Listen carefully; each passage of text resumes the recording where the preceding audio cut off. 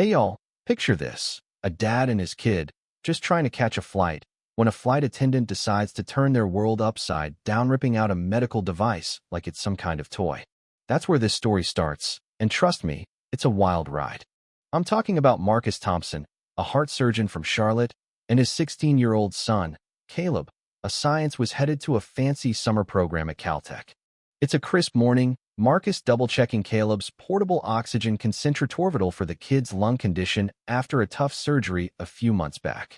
Caleb's standing in the doorway of their cozy suburban home, clutching a folder stuffed with doctor's notes, FAA approvals, everything they need to fly safe. Got it all, Dad, he says, his voice muffled by the nasal cannula, but his eyes? They're sparklings pumped for Caltech. Marcus, all proud, zips their bag and says, "You're gonna shine, kid, not because of this gear, but because you're you." His wife, Erica, a fiery civil rights lawyer, gives Caleb a gentle hug before rushing off to court. "Call me when you land," she insists, worry flickering in her eyes.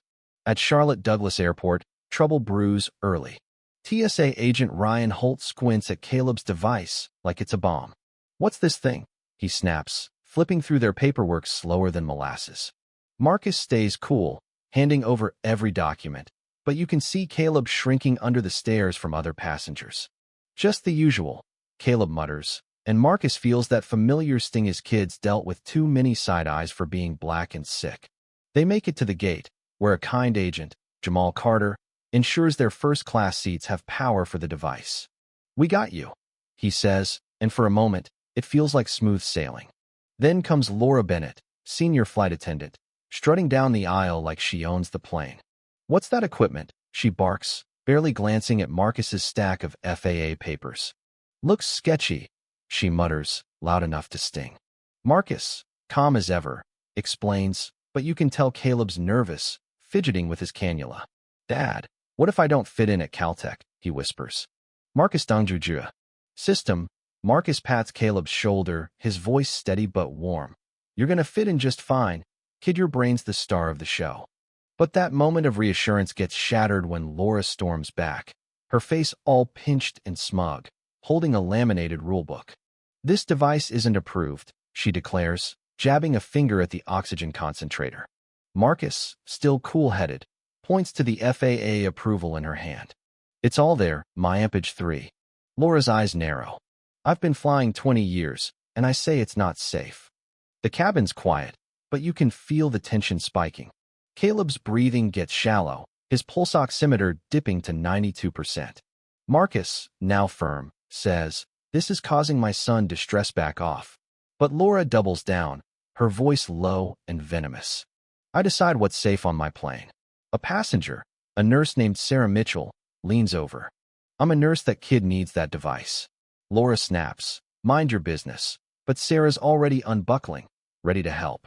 Then it happens. Laura yanks the oxygen tube from Caleb's nose, hard enough to draw blood.